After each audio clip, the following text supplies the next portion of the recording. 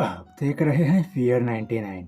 Fear 99 की आज की कहानी में आगे बढ़ने से पहले अगर आपने हमारा चैनल अभी तक सब्सक्राइब नहीं किया है तो कर ले और साथ ही बेल आइकन को भी ज़रूर दबाएं। दोस्तों, कहीं आपके पास भी ऐसी ही कोई कहानियां हैं तो हमारे साथ ज़रूर शेयर करें हमारे इंस्टाग्राम आईडी पर। इंस्टाग्राम आईडी है इंस्पायरिंग स्टोरीज 137, जिसका लिंक चैनल के डिस्क्रिप्शन में दिया गया है। तो चलिए बढ़ते हैं आज की कहानी की ओर। रात के तकरीबन 3 बजे के करीब मैं ट्रेन से उतरा और ट्रेन से उतरते ही अपनी निगाह स्टेशन के आस पास घुमाते हुए देखा तो पाया कि स्टेशन पर मेरे अलावा सिर्फ इक्का दुक्का लोग ही नज़र आ रहे थे और वो भी स्टेशन के कर्मचारी ही थे।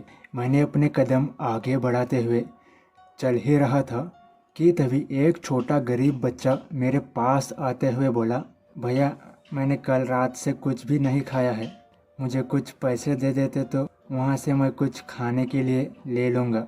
इस पर मैंने कहा, अच्छा कोई बात नहीं बेटा, मैं तुम्हें खाना खिलाऊँगा। इस पर मैंने अपनी जेब में हाथ डाला तो पाया कि मेरे तो सारे पैसे ख़त्म हो चुके थे। हालांकि अब मैंने उस बच्चे को वहीं पर मौजूद एक बेंच पर बिठाया और कहा, बेटा मैं अभी तुम्हारे लिए खाना लेते हुए आता हूँ। और अब मैंने रेलवे स्टेशन के चारों ओर चक्कर लगाते हुए देखा कि कहीं एटीएम नज़र आ जाए, मगर बावजूद इसके एटीएम कहीं नज़र नहीं आया।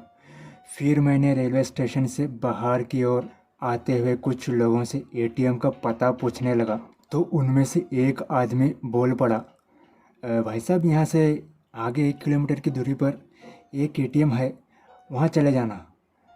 आधी रात का समय है तो ज़रा संभल कर जाना, क्योंकि वहाँ इस समय जाना अपनी मौत को दावत देने जैसा होता है। इस पर मैंने घबराते हुए पूछा, ऐसे क्यों बोल रहे हो भाई साहब, क्या सच में वहाँ जाना खतरा है?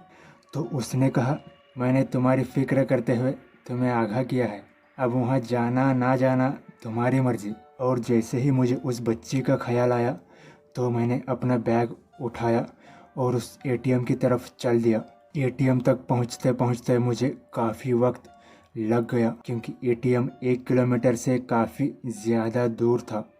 खैर जैसे तैसे जब मैं एटीएम पहुंचा तो पाया कि उस एटीएम में पहले से ही कोई है, जिस वजह से मैं एटीएम के बाहर खड़ा हो गया और उसके बाहर आने का वेट करने लगा। मगर 20 से 25 मिनट बीत जाने के बाद भी वो औरत अभी भी बाहर नहीं आई थी। तो मैंने उस औरत को आवाज़ देते हुए कहा, अरे बहन जी और कितना टाइम लगेगा? मेरे इतना कहते ही वो औरत एटीएम से उसी वक्त बाहर निकल गई। उसके बाहर निकलते ही मैंने एटीएम से पैसे निकाले, लिहाजा अभी मैं एटीएम से बाहर निकला ही था कि तभी उस औरत के पैसों की गड्डी रास्ते पर गिर गई। फिर जब मैंने उस औरत को आवाज़ लगाते हुए बोला, अरे बहन जी आपके पैसे गिर गए, लेके तो जाओ। मैंने इतना बोला ही था कि मैंने देखा कि वो औरत अब वहाँ है ही नहीं। मैंने मन ही मन सोचा, खैर पागल औरत थी और वैसे भी मुझे थोड़ी दिमाग से पैदल ही लग रही थी। खैर फिर मैं थोड़ा आगे की ओर गया और फिर उसके पैसों को उठाया और जाकर एटीएम पर रख दिया। फिर मैं एटीएम से बाहर निकला। एटीएम से बाहर निकलने के बाद जब मैंने पीछे पलटकर एक नज़र उन पैसों पर डाली जो पैसे मैंने एटीएम के ऊपर रखे थे, तो पाया कि वो पैसे अब वहाँ से गायब है, जिस वजह से अब मैं थर थर काँपने लगा कि उस आदमी की कही गई बात अब सच तो नहीं हो रही। अब मैं अपनी जान हथेली में पकड़ते हुए रेलवे स्टेशन की ओर दौड़ने लगा। उस अनहोनी के घटने के बाद मुझे ये रास्ता काफ़ी कठिनाइयों से भरा हुआ मालूम पड़ रहा था, लिहाजा मैं गिरते पड़ते दौड़ रहा था कि उसी बीच मेरी चप्पल भी टूट गई। मगर बावजूद इसके मैं दौड़ने लगा। जब रेलवे स्टेशन मुझे दूर से नज़र आया तब मेरी जान में जान आई। सबसे पहले मैं स्टेशन पहुंचकर उस बच्चे के लिए एक खाने का पैकेट ले लिया और एक पानी का बोतल ले लिया और उस बेंच की ओर चल पड़ा जहां मैंने उसे बैठने को कहा था।